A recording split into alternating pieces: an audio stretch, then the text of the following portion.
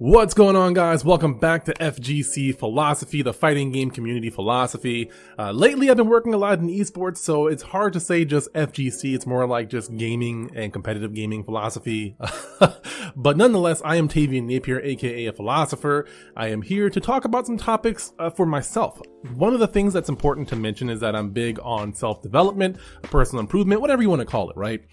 So that is normally where I'm at, the mind space that I'm at, and also the experiences. In the past, I've worked a lot in gaming, competitive gaming, game journalism, and now I still do, but just for myself. So I can actually say that I run a business with esports. I do coaching, I do production and streaming, I do commentary, and I'm very, very grateful, and I still can't process it. I'm not rich. I am not making a boatload of money by any means. I'm still figuring this out. I'm still learning. I have a long, long way to go. But I am at least kind of here. I am able to somewhat sustain myself with my business. I work for a university, a college, and a couple of after-school programs. You know, I'm getting different contracts and things, but now I'm sort of refining. I'm in a different process. I'm in a different phase of my life. Before I was figuring things out, and now I was trying everything, right? I was trying a whole bunch of different stuff to figure out what sticks, what I like. And I'm 34 now, something like that. I'm 35, I think. And no, I'm 34. And I still have a long way to go. But I know what I don't want to do a lot better, even though sometimes I still have to do those things. That's just life. But when I have the opportunity to delegate, I am actively working towards those things. One of the biggest words right now for me is scalability, taking everything that I'm working on in the different areas of my life and scaling those things up. So that's where I'm at now, and that's sort of the main topic of this conversation. I want to actually just do an update with the main topics of just the events that I've done, things that I'm working on in the world of esports, and where I want to go with those things. So that's coming up. That's what I'm going to be talking about. I recently helped run the production for a Valorant tournament, a Collegiate invitational. I also helped with some high school stuff. I've helped with streaming Rocket League tournaments for a high school league. I'm coaching 2 Rocket League teams, or I will be coaching 2 once the new semester starts. So with that said, I want to get into some of the more personal topics first, the personal things that I'm trying to work on talking about regularly as I do these topics. I think the first one, this isn't actually a bullet point on my list, but I just thought about this as I was reading my show notes, and it should have been on here. And that's just, what's the status of this podcast? You know, I feel like there are people who listen to this and they don't know when a new episode's coming out, and that's on me, right? That's the accountability portion of it. And what my goal is to upload once a week. But where I'm at now is I'm basically uploading every 2 weeks-ish. That's what I want to start doing. That's the bare minimum for me. That's going to allow me to not be pissed off at myself, to put it bluntly. I take this podcast very seriously, and lately, just since the pandemic and a little bit before, my content has just been in such a non-consistent format. You know, it hasn't been uploaded consistently, and that's been driving me crazy. Like every single week, that's just in the back of my mind, like I gotta upload something. And I've thought several times about stopping this podcast, and the most realistic thing is I'm probably gonna rename this podcast or start a new one at some point, because I like doing this. I think this is a great idea, and a phrase that I thought about recently is accountability through content. And I don't think I've heard that anywhere before, but I love that idea. I've thought about it for a long time. That's why I wanted to start doing YouTube videos in the first place, to sort of document my journey. And I don't think I've mastered the documentation of my journey just yet. I'm still trying to figure that out, and that's sort of part of the conversation that I'm going to get to in the main topic. But for me now, I just want to say my goal right now is 2 weeks. Every 2 weeks I want to upload an episode.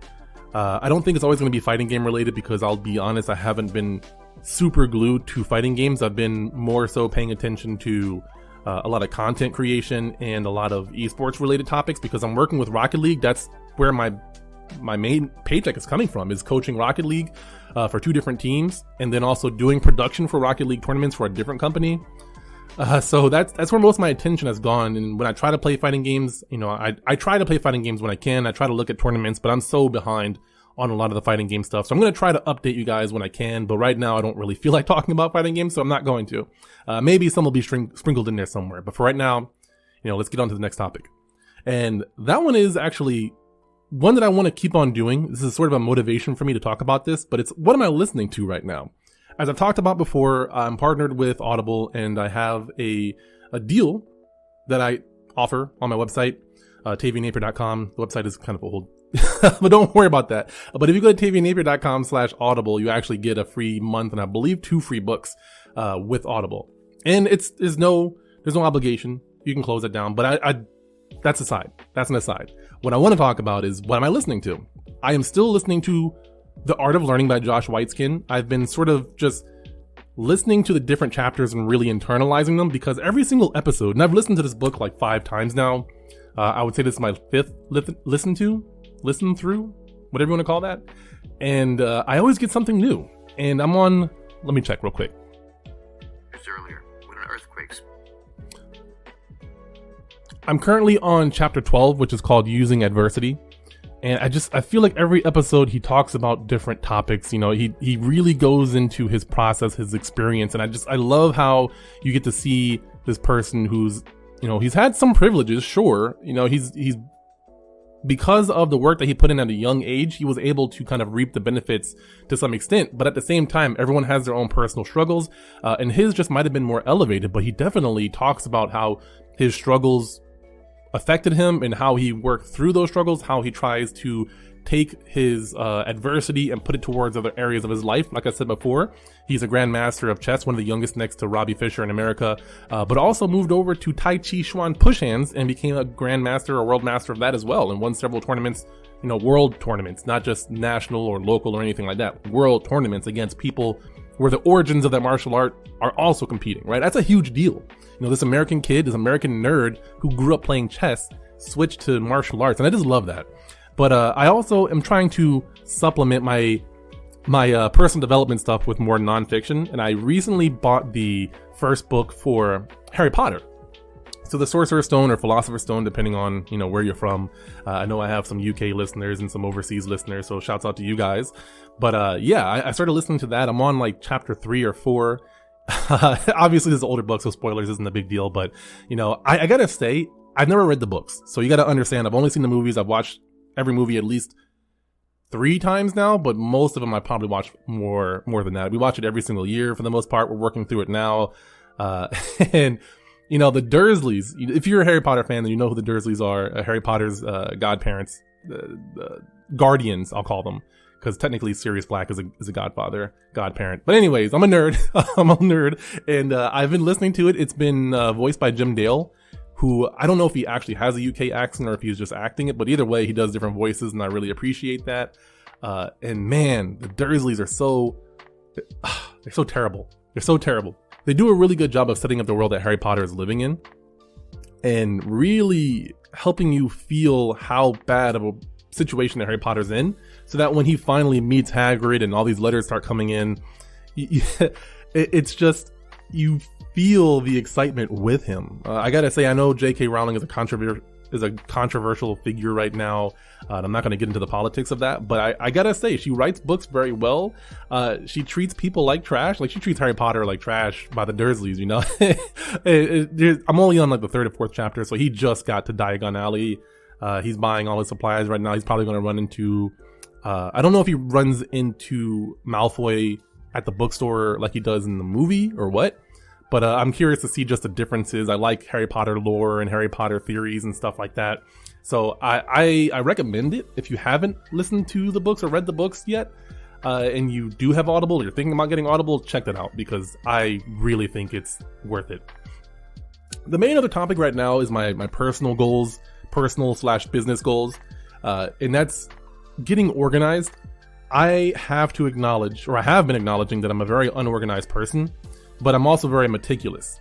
And there's also the issue that I get bored or distracted very easily. I'm not sure exactly what. It's a little bit of both. And so a lot of times I don't give in to my meticulous tendencies, and as such, my preparation usually just, I do it at the last minute, right? And I've gotten really good at that. I thought about this recently where someone invited me to do a talk, and I've been putting it off, thinking about it, right? It was in my head, but nothing was written. And there is this weird headspace that I get into where for months I'll be thinking about things and not realizing that I'm just like planning in my head. And then the day of or the night of, I'll be like, okay, let's just put it all down and get it organized. And I do that. And very rarely is anyone willing to say that it's not good or up to par. But I think the issue for me No, let me correct myself. I know the issue for me is that my standards tend to be a lot higher than the people that are paying me. And that puts me in a weird spot where what I'm giving them, they are satisfied with. And I get my money, the transaction is done. But for me personally, I am kind of a perfectionist, and I don't feel satisfied that I did a good job. Like that I did a great job. I kind of combined two words there. I combined good and great. I don't feel like I'm satisfied with my work. I got the paycheck, I got the transaction, great, but that's not why I do what I do. If I did, I could work in any other industry like I've been doing for most of my life. You know, I've worked in sales, I've worked in factory work, I've worked in I guess HR. I've worked in a lot of different regions of things and delivery, but I want to do this because I know I'm good at it and I like it and I'm passionate about it, and I want my fingerprint, the thing that I put out, right? You know, like when people make video games or movies, their name is on that product. When it is a bad product or when the general public doesn't like it, and I don't really care about what other people think about me, but at the same time, everyone has to acknowledge that their reputation affects their money. It affects how people want to do transactions with you. So even if the person that's paying for it is happy with what they got, there's a chance that other people might not be satisfied with it, and that name is still tied to me. So there's a lot of different reasons why I want to get more organized so that I can make a better product. Because at this point, I think I've learned enough about skills to know how to do them and improve on them, but I don't think I'm that great at planning. So what I've been trying to do is use a tool. I've been using several tools. So I have like a notebook that is like a whiteboard, and I can upload it pretty easily in almost like a PDF format. So that's been helping me here and there, because I can write and scribble, and it's not always just lined paper. I think lined paper limits how I think about things, because sometimes I want to doodle and draw ideas out or put a grid or whatever I want to do. So this is just like a bunch of lightly dotted paper that's on erasable ink. You use erasable ink, and you can also use like a paper. You can use water and just a microfiber cloth to clean it off at the end of the day or whenever you find new inspiration, whatever. But on top of that, I've been using a tool called Trello, and this isn't a plug for them or anything like that. I'm not partnered with them. It's just I've been really diving deep into Trello because I think it does everything that I need. Now, I've been mainly using Trello for my multiple jobs and keeping track of everything, primarily at the university that I'm working with, because I'm transitioning from one position to another, but I also fear that if I don't train people well enough or prepare them well enough for when I'm not there, I'm still going to get called in, and I'm not always going to be available. And again, my name is attached to some of these productions and events, and if it goes bad because I'm not there, then I'm going to be bothered by it, even if other people aren't. So, as such, I've been trying to prepare people and create a workflow that other people can use and make sure that there's accountability, because there's no real like structure right now. I'm basically creating the structure, the workflow for this project, for the production of these events. There are other people who have helped plan them, but there's no hard documentation on any of this. So what I'm trying to do is to document a workflow. I have a manual that I drafted up, and that's in the process of getting edited at some point. So I already have a boring manual that people can look at to reference for training and things. But what we need, I believe, is a workflow. So I tried to create that. And as I started doing that, and this is something I'd used over years, I started digging deep into researching, how to do it better, looking at YouTube tutorials and other templates. And I think that I want to try using it to organize other areas of my life, like making my content. So right now I'm actually looking at my bullet points on Trello. I wrote it down. I have a checklist, so I have all the checklists and everything. So I'm sort of putting my money where my mouth is and practicing this stuff. That's the main personal points for me, is trying to get organized, right? This involves my sleeping habits, my health habits, eating.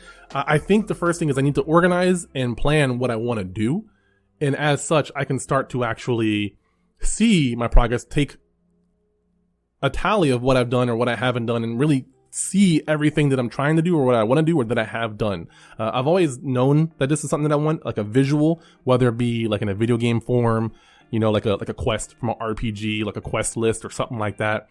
And I still can do that in this app if I wanted to. But mainly it's just making it as basic and simple as possible, not overcomplicating anything, and just seeing what I need to do and making it actionable and measurable, like the SMART goals, right? We talked about that in the past. SMART goals, I think, are going to be very, very helpful for me. So as I get better, I'll probably check in on this topic and talk about it a little bit more. I know this isn't the most glamorous of topics, but I think it's incredibly important as we grow. I have a hard time of looking back sometimes and seeing where I am now versus where I've been, from sleeping in my car in California to now having contracts with multiple educational programs from from high school to university level. That's kind of nuts to think about, that people come to me as an expert in esports and help them do these things. I don't say that to be braggadocious, but it's really, really hard for me to acknowledge some of my bigger goals. And I think I sort of got messed up emotionally or mentally during the pandemic when I got laid off and tried to figure out, oh, okay, what am I going to do? And I'm susceptible to depression. And plus, I'm also very susceptible to SADD, seasonal affective disorder or something. I basically, when there's no sun, I get depressed. I'm part Jamaican. I need sun. I need some heat. I'm not saying I always like heat, preferably less humidity, but I have noticed from however many years I've lived here, I think maybe 10 years I've lived in Michigan now, I'm not a big fan of living in Michigan personally in terms of the weather. The weather here is kind of trash. Snow is nice for my son. I'm glad he gets enjoyment out of it, but for me personally, I'm over it. I miss 70-degree weather. I miss San Diego, all that kind of good stuff. So I'm looking over to make sure my wife isn't in the room right now. But we talked about this several times, so that's kind of the joke, is that I like San Diego because of the weather, but the prices are just way too high there. But yeah, so I think if anything else, before we move on to the next topic, is make sure that you are acknowledging your goals, the things that you've done, whether it be just family related or career related or health related. Just acknowledge yourself. Don't get into the habit of just only acknowledging the things that you do wrong, because that can get kind of toxic if you're trying to be really objective about things all the time and not really noticing the good. So with that in mind, I think it's time to get into the main topic.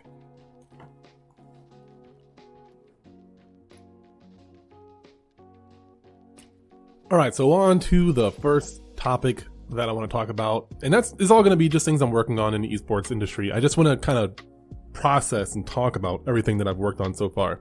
So the most recent thing that I can think of is we hosted a tournament for a game called Valorant. If you're not familiar, it's basically a 5 versus 5 strategic shooter where one team has a bomb and has to plant it, the other team has to defend the location.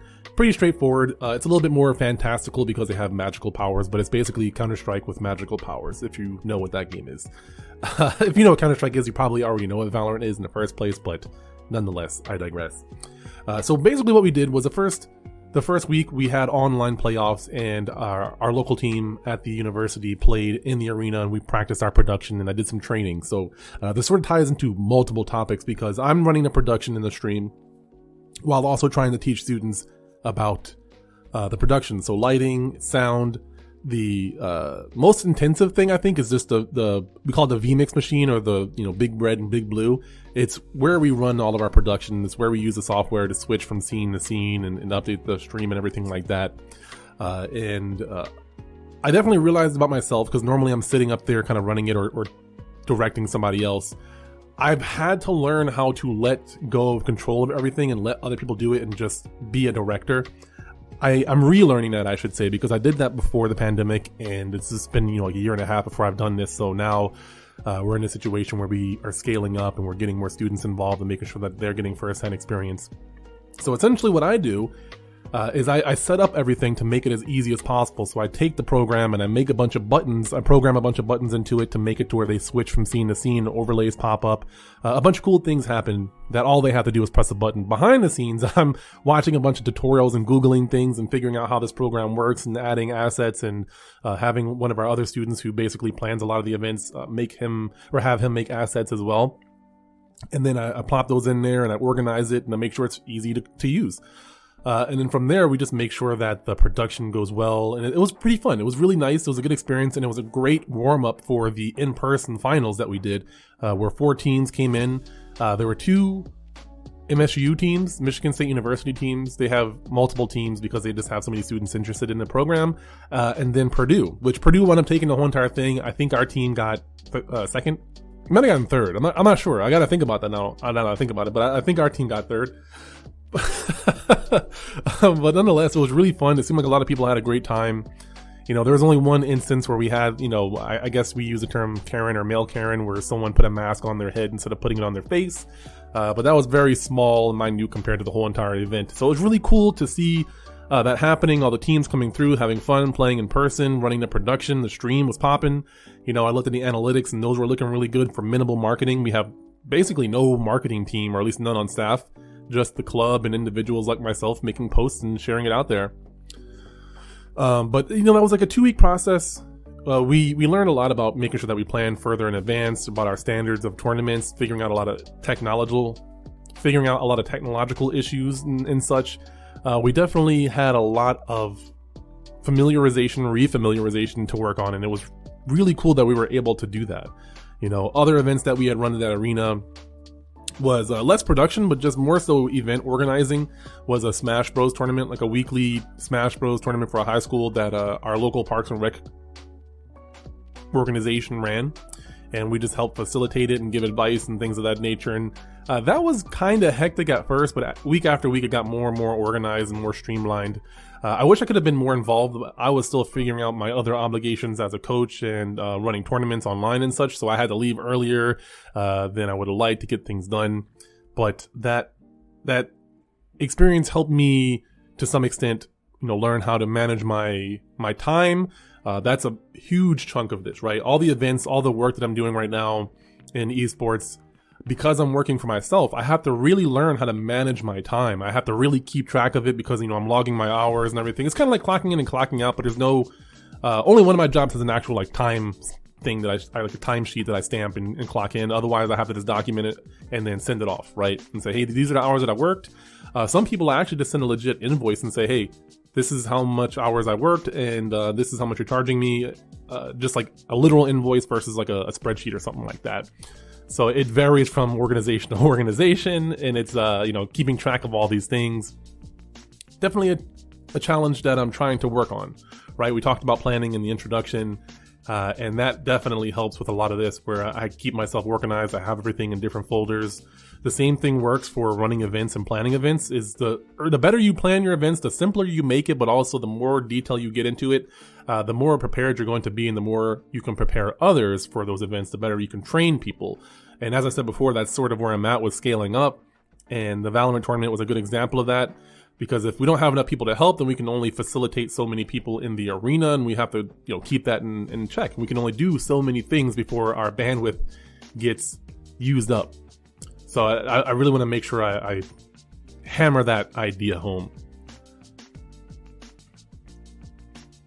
One of the other things that was really interesting was hosting the varsity tryouts for the Rocket League team. That was at first stressful. I was really nervous. I have imposter syndrome, so I'm always thinking I'm not good enough. And I know at Western, I've been coaching at different colleges, but Western, they have a really high caliber of players. I'm not throwing shade at anybody else that I coach or anything like that, but it's a big school. So the pool of players that they can get is really high, and their club has been established for years. Since I worked there, they had the Rocket League club, and they've been going strong. I knew some of the players that were trying out, and I knew the expectation of what kind of players. And these are like champs, champ, grand champ, maybe an SSL. If you know Rocket League rankings, that's like the 3 highest ranks you can get in the game. Basically, the third and second highest are the most likely to find, and then Supersonic Legend is the highest rank you can get, and that's a little bit more rare. For obvious reasons, it's the highest rank you can get. But yeah, I ran the tryouts. It worked smoothly. I found a captain that I can really depend on, I think.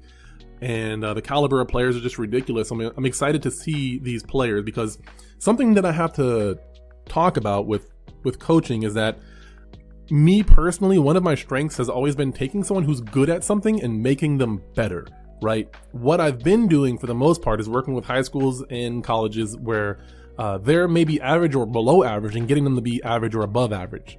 And that's not the same thing. That's very, very rewarding. It's very, very exciting to see. But what personally excites me, and what I think I'm personally best at, is taking someone who's already good, or taking a team that's already good, and making them better than they already are. And this, I think, is that phase of my life where finally I get a team that they already know how to play the game. It's just, how do we make you even better than your competition? And that's the challenge that I'm going to be faced with coming up. So I'm partly nervous. I'm partly excited. I picked 6 players so that we can do in-house scrims and everything. And my employer was okay with that. So that's really exciting to be able to do that. They're already working together. I technically can't work with them until the new semester starts. Final season is happening. I think finals might be done this week. By the time this is uploaded, finals should be done at the university that I'm working at. But it's exciting. It's exciting to be able to do that. This is something that I've thought about for a long time. I've always wanted to work for like a big organization like, you know, C9 or Team Liquid or something like that. But I think I personally still have a ways to go before I have that level of credibility. And even if not to other people, to myself. I want to prove it to myself. So I think the university and collegiate levels, that's exactly where I'm at. You know, I feel like I've made a lot of progress with the team I'm working with already at the college, at the Albion College, not the university. In the sense that all the players, except for one, were basically like gold or lower when they started, and all of them are now diamond and are still improving. And that's even with a student who already plays sports and has other obligations, was able to get to the diamond rank with splitting their time between school, sports, and Rocket League. So I feel really vindicated. I feel very validated. I feel validated that the process that I'm having with these students, even though I don't feel like it's very organized and structured, it's very much in the moment, looking at where they are and figuring out things. It's going well, and we're developing trust, we're developing team chemistry, we're working on communication in the game, working on giving feedback, when to give feedback, how to process your emotions and make sure that you're not getting tilted or upset in the middle of a match and your performance just drops. Sometimes these players talk about not playing consistently, and we try to work on those issues. So I've got a lot of experience from that school. Also just I've already coached 2 other Rocket League teams in the past for high schools. Plus I ran the summer camp where we coached Rocket League and Overwatch during our curriculum in 2019, I think it was 2019. I think it was 2019 because we were going to do it again in 2020. Yeah. So I don't know. I'm very excited, very nervous. The main thing that I have to go back to is just, you know, planning out my ideas, planning out what I want, getting the big vision, and then working on a plan to get there and adjusting as needed. I think if anything, if there's any takeaway to take from this, is that my process has been eclectic, and I have started off in a weird spot, right? Let me just backtrack a little bit, and then I'll hammer home the point. So I want to share, you know, my journey. I've talked about that before, but in relevance to this, I've had multiple different interests throughout my life, and everything that I've learned before has led up to this. Now, there was a point in my life where I felt like I had wasted several years of my life just doing nothing. You know, I played a lot of video games, I wasted a lot of my time, and I'm not saying that this applies to everybody, but I wound up taking all of my experiences and turning it into something. So there was a point where, yeah, the reality was I didn't know what I wanted, and as such, a lot of my experience meant nothing. But as I started to figure out who I was, what I wanted, what I was about, and how I wanted to get there, I realized that I could take my experience and utilize that. You know, I worked at GameStop for 6 years, and for a long time, I didn't understand what I could have used from that other than just I had a job for 6 years.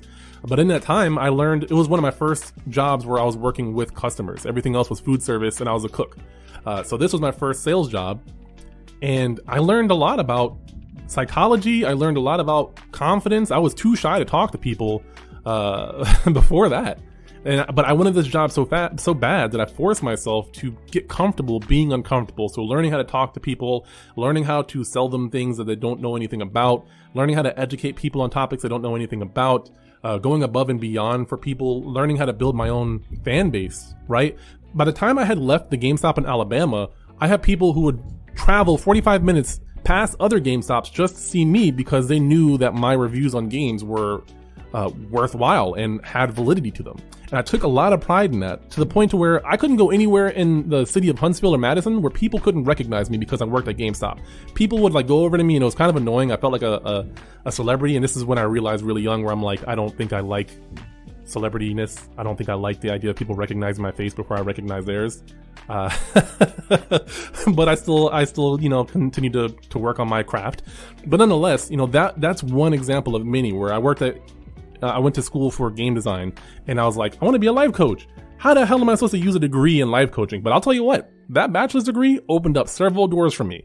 And I do find that because of my knowledge of game mechanics, of how they work, it's easier for me to click. So even if I can't personally do a mechanic in a game or a strategy or something, it is not very hard for me to wrap my head around it, or to talk about it, or to strategize around it. So that's not useless. I worked in game reviews, or game journalism. I wrote for several different websites and worked on writing. While I don't really write that much right now, I do find that those skills help me out. There's so many different things that I could talk about along the way. I don't want to talk about every single example right now. Maybe in another video we can kind of break that down in more depth. But for now, it's just a matter of, I took my experiences, I really reflected on them, and I utilized a lot of those things. Even if they weren't gaming related, I learned how to make those relevant to me in some way. And if it wasn't relevant, then I just, no big deal. I don't have to stress about the fact that I wasted some time working on something. If anything else, I learned that I didn't like that. And that's okay too. Sometimes learning what you don't like is as important as knowing what you do like. Because when you know what you don't want to do, what you don't like, and you still take efforts to work on those things, like, let me think of something, running, right? Right now, it is wintertime, and I am very susceptible to getting depressed because of just the seasons, and I don't even know all the reasons, right? So there's a couple options, right? I'm looking into therapy for myself. That's obviously one I think is very important to work on. I've had coaching friends, and I think I have some techniques on my own, but nonetheless, you can always have external help with those topics. But I also am going to go start running, right? I found all my gear, I found my face mask, and I find that challenging myself in this cold weather, even though I don't like doing it, it makes me feel better in the long run. So that's one of those examples where you continue to work on things that you don't want to do. But sometimes, as you work on them and you learn about them and you master them, you can delegate that. Now, I can't delegate running. I can't have somebody else run for me, but I can have somebody else run a tournament for me. I can have somebody else run the stream for me. I can have somebody else do my editing for me. But because I've spent so much time understanding and developing those skills on my own, I know how to tell them what to do. I know how to tell them what is good quality and what is bad quality and how to get to good quality. I have worked for people in the past for like game development and things where they like, I don't like this, but I don't know why. Fix it. And that is incredibly vague. That is, oh man, I'll tell you what, I could rant about that for a good minute. Working in game development, I had one guy who said I wanted to look more cartoony. And well, no, he wasn't even talking to me. He was talking to the art director, and the art director was ranting to me because cartoony is such a broad term that like we don't even know what to do. And there's like very little direction. And then we just like make something that looks like as a kid drew it. And he's like, that's great. And everyone's just like, your level of quality is lower than ours. This is the game director telling us these things, and everyone has their own vision, and who are we to say this is not our vision? But at the same time, it's like we got to put our name on this, right? I don't know if I want to put my name on this if you're having kid scribbles on a game that's supposed to be taken serious. So it's a digression from my point, but I just needed to rant about that real fast. Let me circle back here. What I'm trying to get at is that I've had a lot of moving pieces in my life. I've done a lot of different things. As you've seen here, I'm running productions for tournaments, running streams. I'm also doing coaching. I have someone reaching out to me about doing a seminar on commentating right now, which I don't know if I'm going to do or not just yet. I have people reaching out to me to review the products, and I think I just turned someone down because they're like, you got to give me a 5-star review. And I'm in a position where I don't need a free camera for a 5-star review, right? And I don't want to brag saying this, but it's important to understand yourself. I know what I'm about, and I know what I want, and I care more about my integrity than I do about getting a free camera. So I'm not going to give somebody a 5-star review. And I told them this already. I already mentioned this to them. I'm saying, hey, if you're willing to let me give an honest review, I'll take a free camera, but I'm not going to give you a 5-star if I don't think it's a 5-star. That's just not the way it works. So, they're talking about that, and I don't know where they're going to stand on that, but nonetheless, it's important to understand who you are, what you are about, and that helps you in so many different ways, right? I kind of feel like I'm all over the place here, but I want to hammer the fact that, one, the time you spend on things isn't always wasted.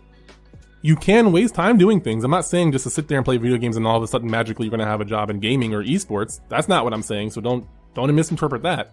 But two, you also need to learn to acknowledge your successes as well as acknowledging things that you can improve on without stressing yourself out about it. I tend to stress myself out about things, but I also try very hard to acknowledge the things that I've worked on. And then also you got to sometimes do things you don't want to do until you can get somebody else to do them, if that's a viable option. Like I said before, running, you can't have somebody else do your exercise for you. But with other things, you can delegate that if you have the resources to do so. But you got to get to a point to where you can scale before you should scale. So yeah, I'd love to know what you guys thought about these topics. If this made sense for you guys. I love the interaction. I love the conversations that I have with people. If you have any questions or topics that you want me to cover, make sure you do reach out to me. Of course, make sure you hit that subscribe button. I don't do a great job of plugging myself and my content. I don't think But make sure you guys do subscribe to this podcast. I've basically been focusing more on podcasting than YouTube right now. I am planning for YouTube in the future, but right now I really just want to focus on the audio because it's easier to edit, it's easier to put out there, it's easier to get meetings and things like that, and I don't have to worry about a lot of video editing and making it look nice and adding all the memes and crap, whatever. So make sure you guys do me the huge favor of subscribing, sharing this out if you think it's a good episode, and of course reaching out to me, whether it be via the comments. If you have commented on my podcast and I haven't responded, reach out to me on social media. Links will be down in the description. I want to know if I'm getting the notifications because I try to look through those, but I don't know. I think it like changes people's names for privacy purposes. So I want to double check on that one. So that said, thank you guys so much for their continued support. Of course, have a happy holidays, Merry Christmas, Happy Hanukkah, Happy Kwanzaa, Happy New Year, all that good stuff. Whatever it is, I don't care if you're PC, if you're not PC, happy whatever it is the hell you celebrate. Have a great one, and I will see you all in the next one.